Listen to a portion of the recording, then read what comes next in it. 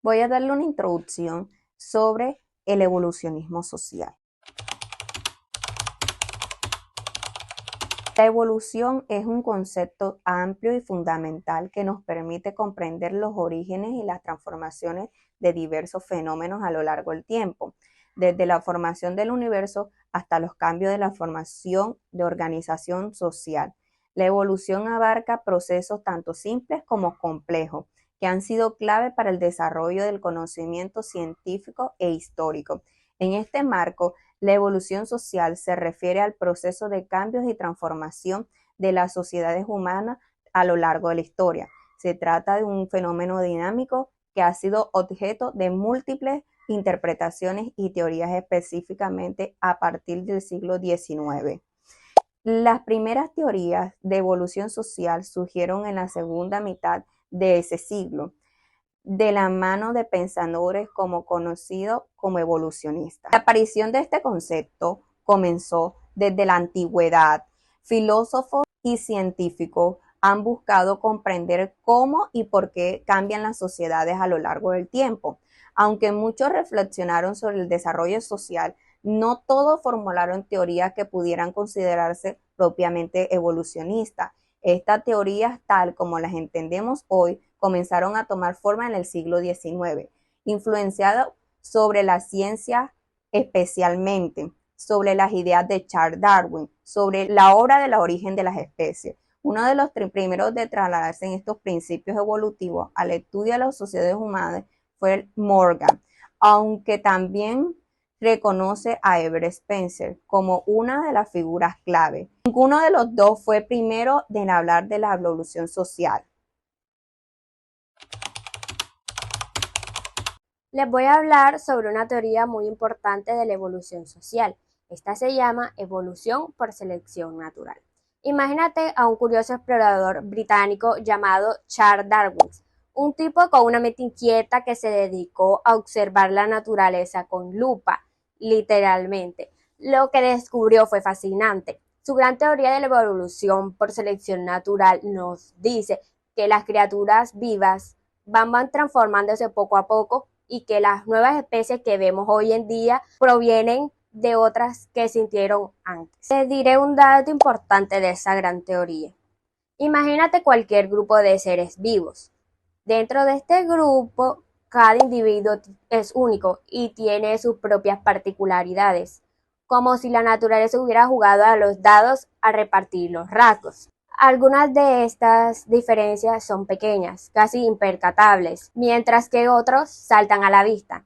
Estas características no aparecen porque sí, son un regalo de sus antepasados que se transmiten de generación tras generación. Les voy a hablar sobre otra teoría que también es importante. Esta es la de Spencer.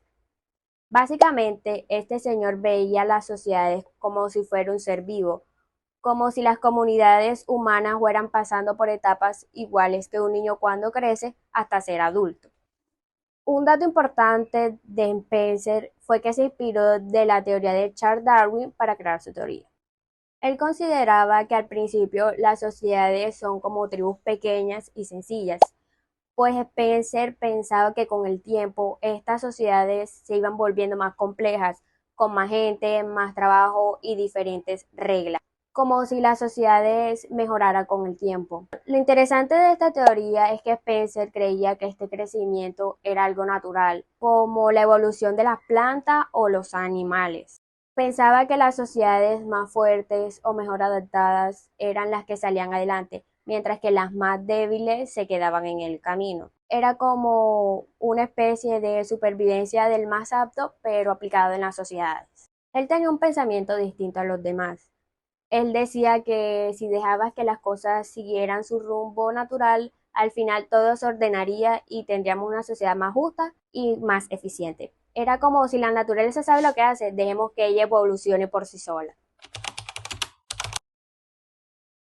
Para retroalimentar lo dicho, les hablaré un poco acerca del estado del desarrollo evolutivo. Este se refiere al proceso de cambio y crecimiento a lo largo del tiempo.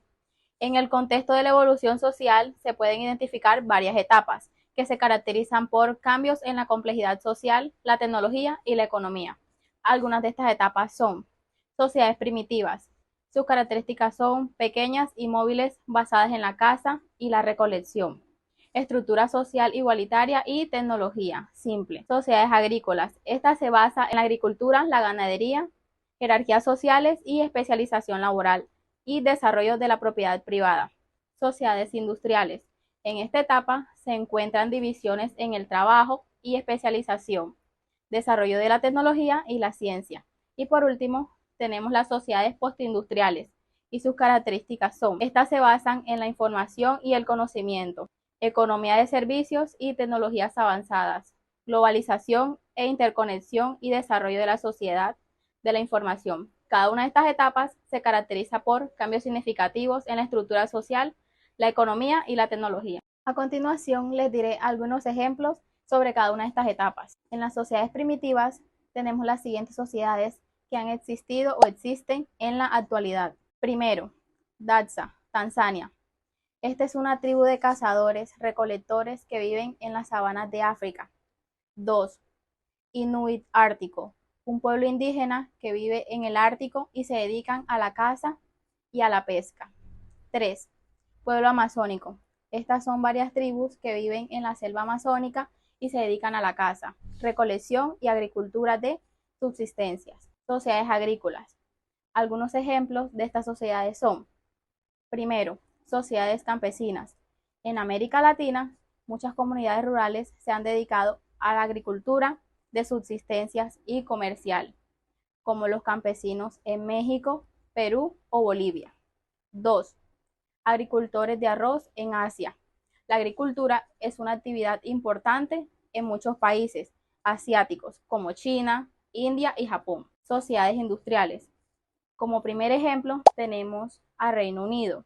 Durante la Revolución Industrial, el Reino Unido fue uno de los primeros países en experimentar la revolución industrial, que transformó la economía y la sociedad británica. 2. Estados Unidos en el siglo XIX. Este experimentó un rápido crecimiento industrial durante el siglo XIX, convirtiéndose en una de las principales potencias industriales del mundo. Y por último, tenemos las sociedades postindustriales. Y algunos de estos ejemplos serían: Japón en la era de la información.